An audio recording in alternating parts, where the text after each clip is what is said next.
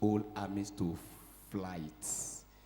Women received their loved ones back again from death, but others were tortured, refusing to turn from God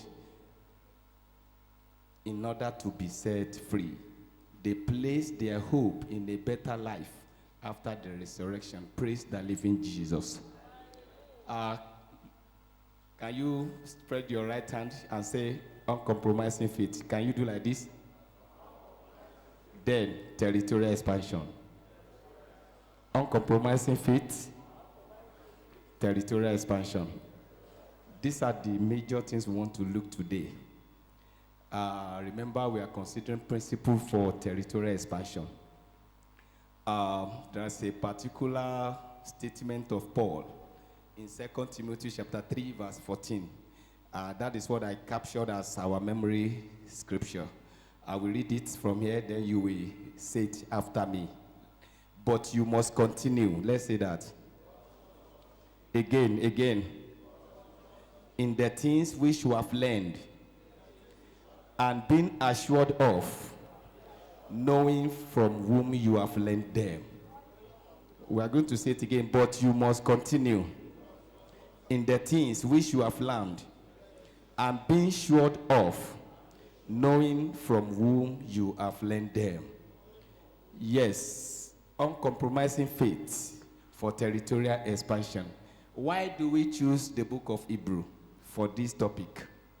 I may not be able to give us the detail about the text, but this book is very important to us because the purpose of writing this book is, the book is an exhortation for those persecuted believers to continue in the grace of Jesus Christ.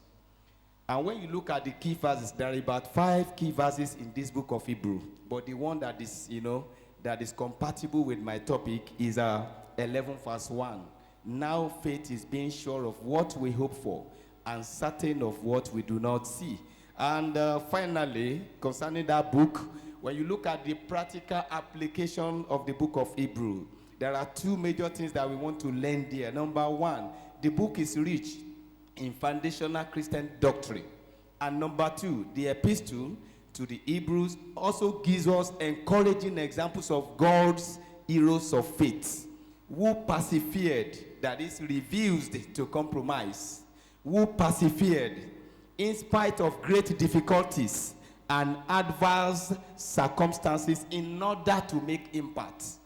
The book of Hebrew gave us the list of God's heroes that persevered, that determined, they went through hell on earth for their names to be written in gold.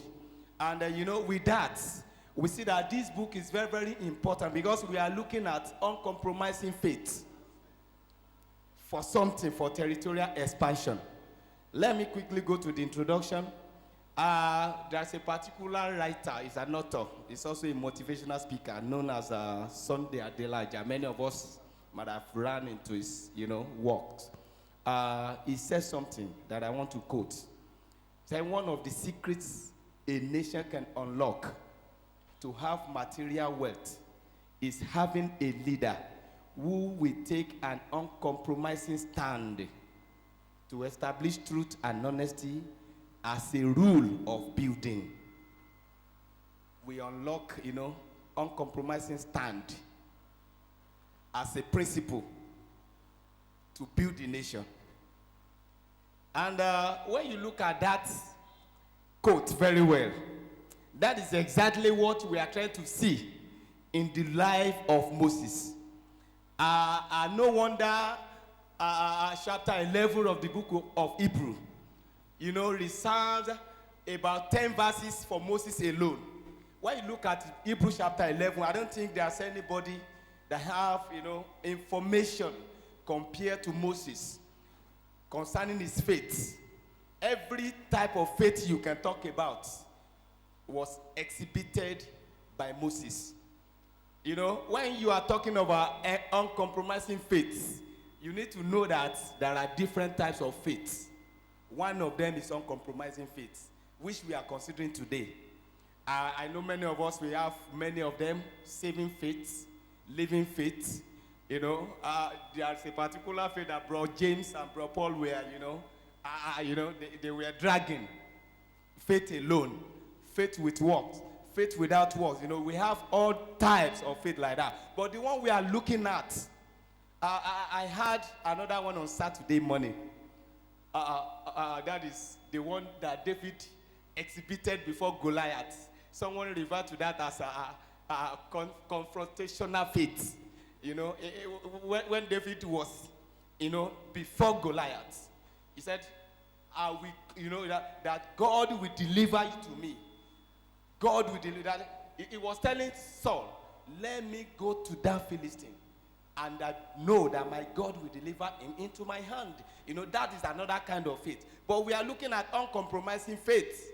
And what is the meaning? What is the meaning? I want to run through, necessary clarifications. When you are talking about uncompromising, this is an act of undeviating from our memory scripture. You can see that you must continue